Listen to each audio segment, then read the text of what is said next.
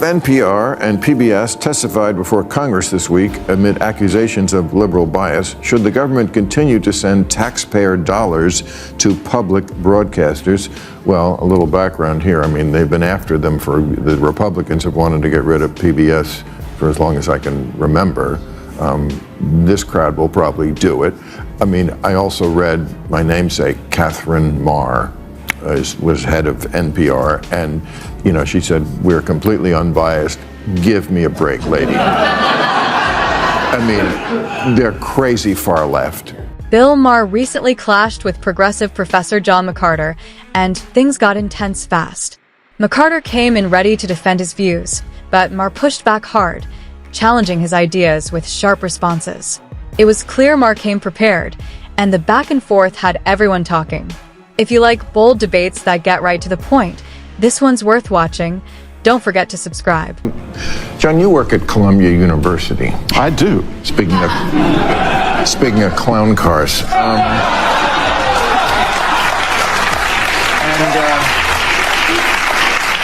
I should say that I have been on a blissful sabbatical for the entire year. Lucky you. I only know so much, but go ahead. All right. Well, I mean, starting last week, Trump is going to war now on elite universities. Now, I cannot be a hypocrite. I went through my book that came out last year. It'll be out in paperback very soon. And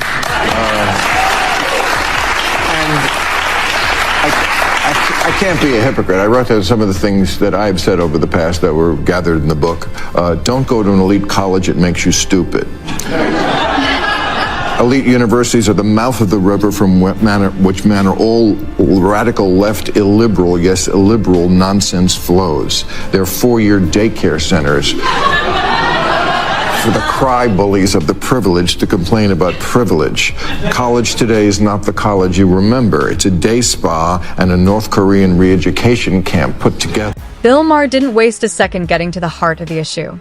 From the moment the segment began, he went full throttle, taking aim at elite universities for what he sees as pushing extreme ideologies. He criticized Ivy League schools for leading the charge in identity politics, intense activism, and blurring the lines between education and ideology. Maher also called out their role in controversial campus protests and policies that have sparked heated debates nationwide. With rising tuition and what he described as a growing detachment from reality, Maher delivered a fiery critique of institutions he believes have lost their way. It was bold, sharp, and for many, a moment that felt long overdue. They're asshole factories. If ignorance is a disease, Harvard majority is the Wuhan wet market. Okay, so that's where I am. I can't, but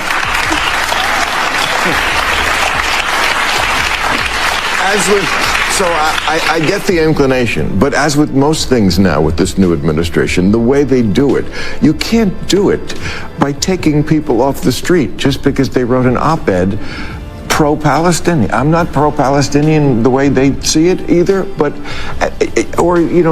these people who are just disappeared because they have a tattoo. I'm so glad I don't have tattoos. They're not just schools anymore. They've become echo chambers. As Bill Maher put it, if ignorance were contagious, some of these elite campuses would be the source.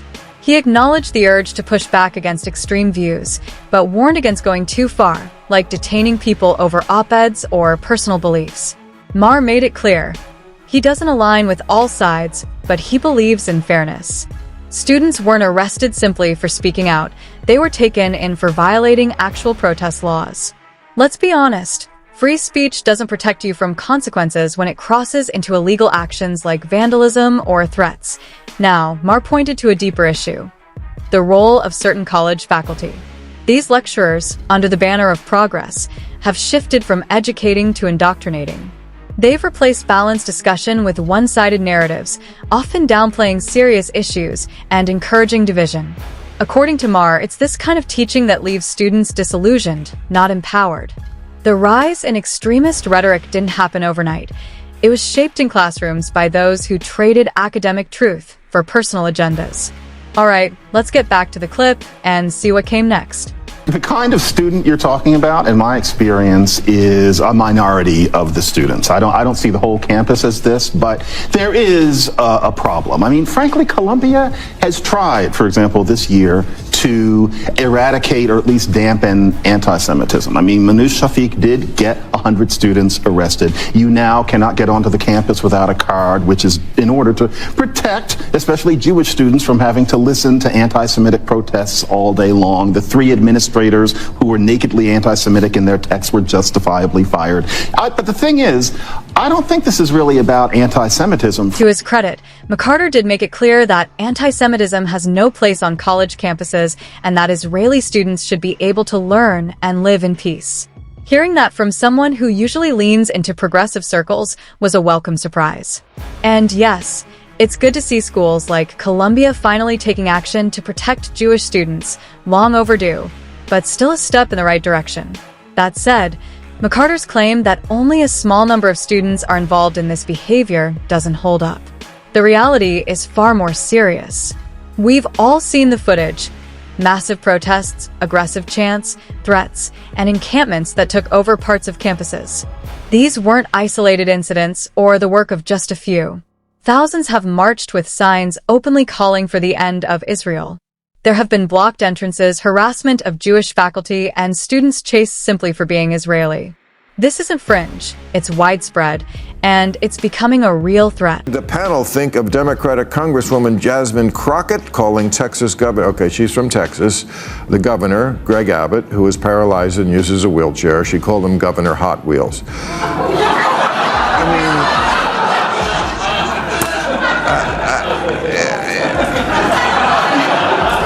Before we dive into the intense exchange between Bill Maher and John McCarter, there's something that needs to be addressed.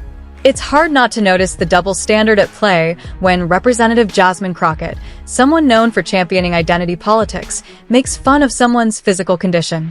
These are the same voices that often call out bias at every turn, quick to shout terms like ableism when it fits their narrative. But when one of their own crosses the line, the silence is deafening. Crockett's joke about Texas Governor Greg Abbott's disability wasn't just in poor taste. It pulled back the curtain on the selective outrage we see far too often. It's a moment that reveals just how quickly the so-called moral high ground disappears when it's no longer politically useful. What was said wasn't just off-color. It exposed the hollow nature of the compassion some claim to stand for.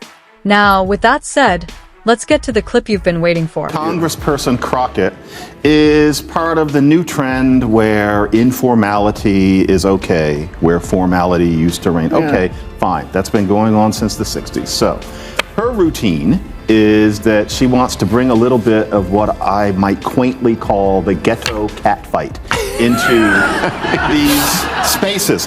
I get it, you know, bring a blaxploitation movie or something into Congress.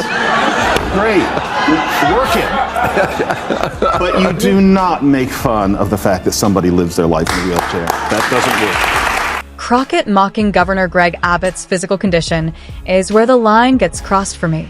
Not because I'm rushing to defend Abbott, but because it completely undercuts the message she and her allies constantly promote, one of inclusion, empathy, and standing up for marginalized voices. That message seems to vanish the moment political lines are drawn. Suddenly, mockery and insults are acceptable if it's aimed at someone they oppose. What's just as troubling is the silence from major voices in her party. No outrage, no public statements, no passionate social media posts. Now imagine the tables turned. If a Republican had made a similar comment, the backlash would be immediate. News headlines, trending hashtags, and emotional press conferences would flood every screen. But since it came from someone on their side, the double standard takes over. It's a clear example of selective outrage, and it speaks volumes. Meanwhile, Bill Maher had his own unique take on it, and trust me, things get heated from here. Let's roll the clip. I'm really not. You know why? Because I'm a big fan of Family Guy. And they had... Am I wrong? Every week. I mean, one of the characters, Joe the cop, is in a wheelchair, and every week there's 20 jokes about him being in a wheelchair, and nobody died. And like, I just think everybody has to, like, lighten up a little. Yeah, it's terrible to be in a wheelchair, but, you know, it's not like it's news to him. I don't know. This is where Bill Maher really pushed things. His blunt response clearly shook McCarter, who looked caught off guard and frustrated. And to be fair, McCarter had a point. His reaction wasn't just emotional, it made sense. Maher's dismissive attitude, whether real or just for show, raised some eyebrows. If we take his words seriously, it reminds us not to place too much trust in media personalities. One minute they're defending free speech, the next they're brushing off real concerns. Maher may have been trying to stir the pot, but it also showed something important. Being loud doesn't always mean being right. Let's check out how McCarter responded. Adore Family Guy. I've seen every episode. But that wasn't a cartoon. This is real life, and she was saying it with dismissive hostility as opposed to the cartoonish, we can get away with it because we're drawn. Jasmine Crockett is not drawn, and neither is Abbott. I see a distinction, although I see what you mean. Okay, all right. Credit where it's due. McCarter stood his ground and delivered a strong rebuttal to Maher. He made a key point. While cartoons might be just drawings, they often carry messages that cut deep. Sure, they're not real people, but the impact they have on real individuals is very real. It's easy to brush off some jokes as harmless, but that's a convenient excuse. A lot of what gets passed off as humor actually reinforces harmful stereotypes and makes it easier for others to do the same. The heads of NPR and PBS testified before Congress this week amid accusations of liberal bias. Should the government continue to send taxpayer dollars to public broadcasters? Well, a little background here. I mean, they've been after them for, the Republicans have wanted to get rid of PBS for as long as I can remember. This crowd will probably do it. I mean, I also read my namesake, Catherine Maher, was head of NPR, and you know, she said, we're completely unbiased. Give me a break, lady. I mean, they're crazy far left. McCarter reminded us that words and images, whether in stand-up, online, or even in cartoons, shape how we see each other. What we choose to laugh at often says more about our values than we realize. And while the crowd may laugh, the people being targeted don't always walk away unscathed. Maher seemed to get the message, because not long after, he quickly shifted the conversation.